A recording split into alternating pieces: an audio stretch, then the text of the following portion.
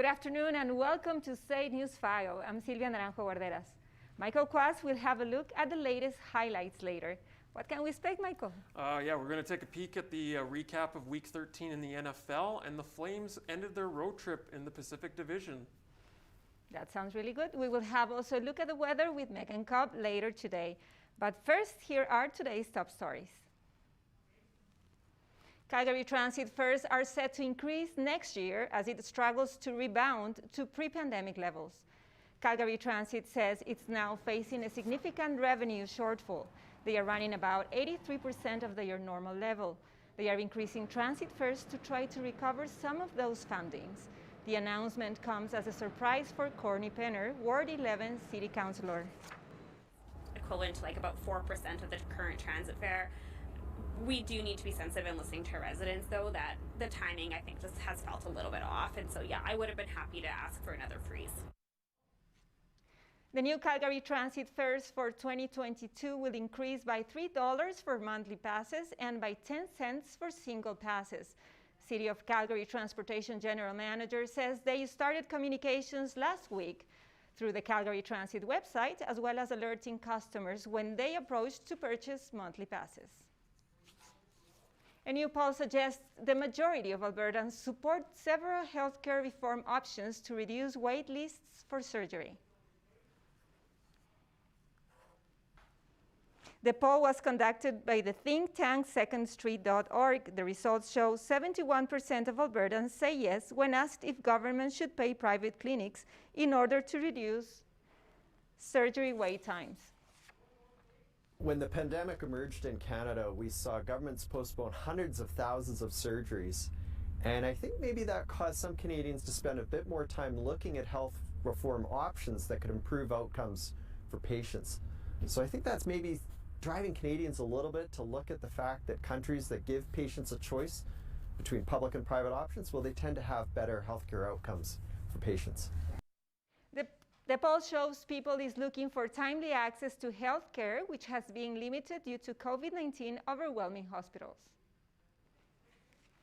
The Tim Hortons on Said campus was closed last year due to COVID-19, but has opened for business this term. Said News Files' Tanner Chuby is reporting live from the newsroom. Tanner, how have students reacted to the chain opening again? Well, Sylvia, after what's felt like a lifetime ago, the Burns building on campus has traffic flowing through once again. With more students being required to attend classes on campus, early mornings and in-person routines have recommenced. A popular one, grabbing your favorite meal or drink from the Tim Hortons in the lobby. Walking through the common area, you'll often see students with some sort of Timmy's beverage, donut, or meal in their hand. Business student Noah Leto says it's great having the fast food chain open back up. It's just convenient, right? Like if you're already at the school for class and stuff like that, instead of having to go back home and spend a lot of time going home and then making food, it's just convenient to just keep doing some homework and it's just food right here, so it's easy access. Noah, along with many other students at SAIT, are rejoicing for the return of Tim Hortons on campus. Sylvia, back to you. Thank you, Tanner. Sometimes students may just need that little extra kick in the morning. That was Tanner Chuby reporting live from the newsroom. And the Calgary European Film Festival is a non-profit multicultural organization that partners up with other organizations to bring European movies to Calgary through the Globe Cinema. This year, they celebrate their 10th anniversary with many more countries involved. Nyakim Nuet has the story.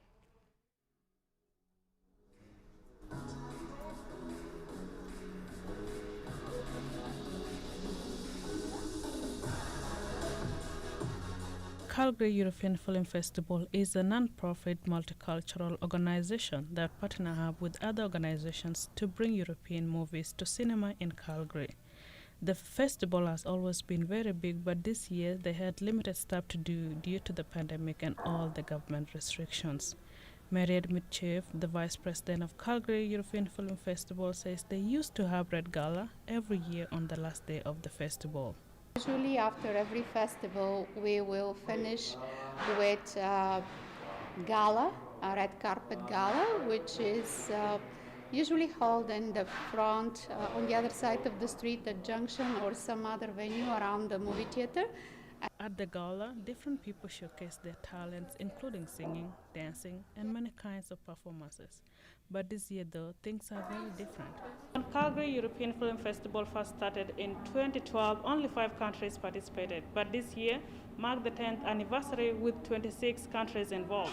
But Adrian said he's expecting more countries to join next year. And we've also been in talks with Portuguese Association and the Slovenian embassy again. They were supposed to actually participate this year, but they just changed their mind last moment. So hopefully next year we have Slovenia. So at least we have at least 4 prospective new members. Calgary European Festival is hoping to see more European countries to join next year and more people to come to the Globe Cinema.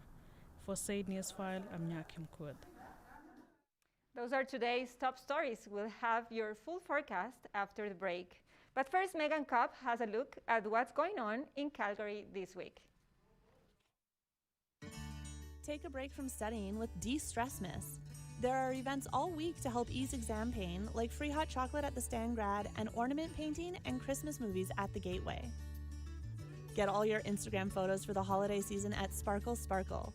Check out the brightest indoor holiday light display at TELUS Spark. And while you're there, get your picture taken with Santa while you let him know what's on your wish list. Theatre Calgary is back with A Christmas Carol for its 35th season. This year, 3 actors will play over 25 characters. The classic holiday performance runs until Christmas Eve. Journey to the North Pole this December on Aspen Crossing's Polar Express train ride. Experience all the magic of the holiday favorite, including characters, caroling, and hot chocolate. Pick up your paintbrush and pet an alpaca at Fleece Navidad. Color Me Mine has everything you need to paint your own pottery while getting in some cozy cuddles.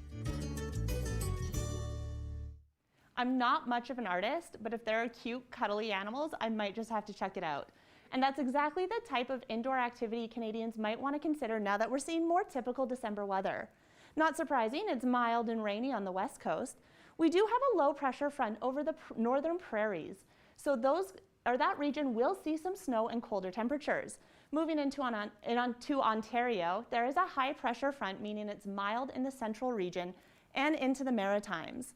Off the coast of Newfoundland, however, there is a low pressure front, which means they are under an extreme weather warning. With the holidays approaching, you might want to head south. Let's take a look at the resorts.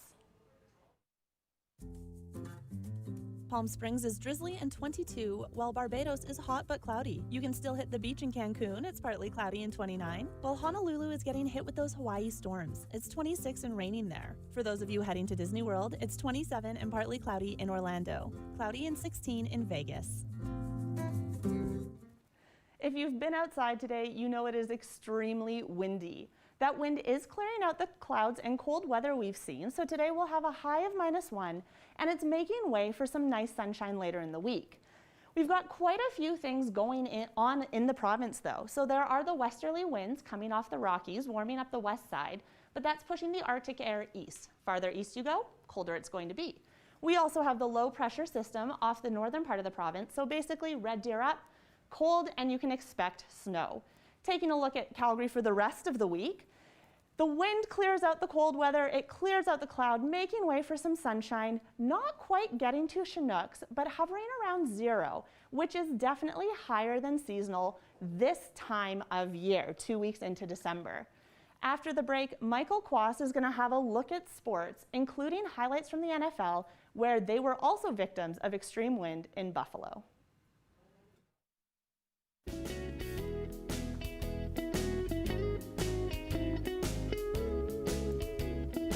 When you donate to the Salvation Army, you're not just donating a coat, you're donating another warm night for someone that needs it.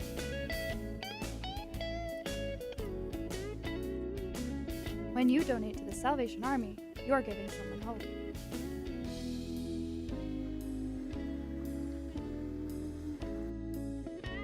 So why wait? Give hope today. Come and learn the fast-paced world of television production. Find your passion to write, shoot, edit, and direct news, sports, and dramatic productions. With industry-standard technology and the best instructors in the business, SAIT's television production program teaches you everything you need to know for a career in broadcasting. This is television production. Come and dare to be on air. Welcome back to Say News File. Michael Quaz joins now for a look at the latest highlights. What's going on, Michael? We are getting ready for Christmas now. What's happening? Yes, we are. So actually last night, as Megan alluded to, Buffalo was experiencing some winter weather.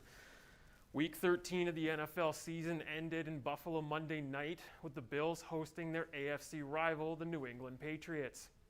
This is the scene before the game at Hillmark Stadium with the snow blowing and high winds. The wind was gusting up to 80 kilometers an hour, so this was not going to be favorable for quarterbacks and kickers.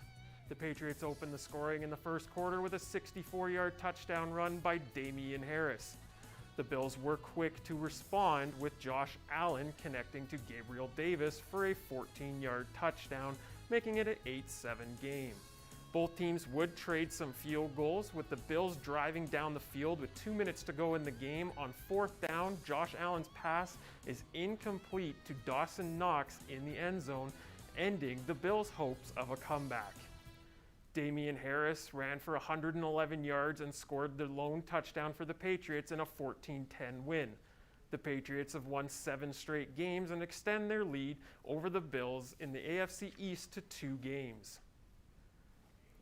The Calgary Flames wrap up their Pacific Division road trip tonight in San Jose. The Flames have gone 2-1 on this trip. They have took the first 2 games of the trip against the Kings and the Ducks before falling to Vegas on Sunday 3-2.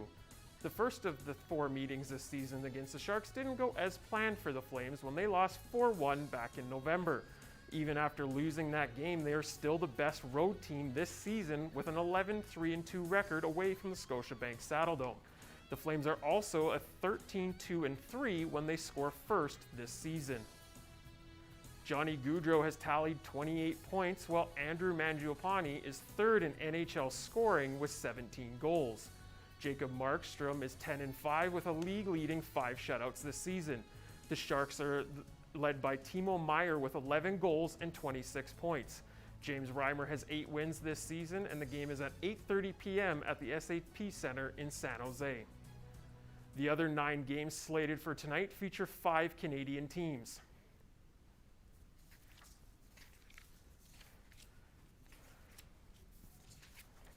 The Maple Leafs kick things off tonight when they welcome the Blue Jackets to the Scotiabank Center, while the Canadiens host the defending champion Tampa Bay Lightning. The Senators take on the Islanders, with both teams desperate for a win. The Hurricanes travel to Winnipeg to play the Jets, and the battle of the top 2 teams in the Western Conference takes place in Edmonton as the Oilers battle the Wild at Rogers Arena. This year's Wrangler National Finals Rodeo is back in Las Vegas with 9 Canadians at the finals, and all 9 Canadian competitors are from Alberta. Dawson Hay is ranked as ranked highest Canadian all events and is hoping to take home the Saddle Bronc buckle. Leighton Green, Zeke Thurston, Ben Anderson, and Colby Wanchuk are also competing in the Saddle Bronc event. The lone bareback rider is Oren Larson, who is sitting 9th in the world rankings. Jeremy Bueller and his team roping partner Levi Simpson are the first 2 Canadians to enter the world's team roping since 2016. Curtis Cassidy has scraped his way in this year, punching his ticket to his 8th NFR. The NFR started on December 2nd and runs until the 11th at the Thomas Mack Center in Las Vegas. And that's a look at sports. Thank you, Michael. Nothing can make a TV show quite iconic like its intro music. For instance, many people can hum the SpongeBob theme song, knowing it like the back of their hand. This young gentleman decided to take it one step farther. Let's take a look.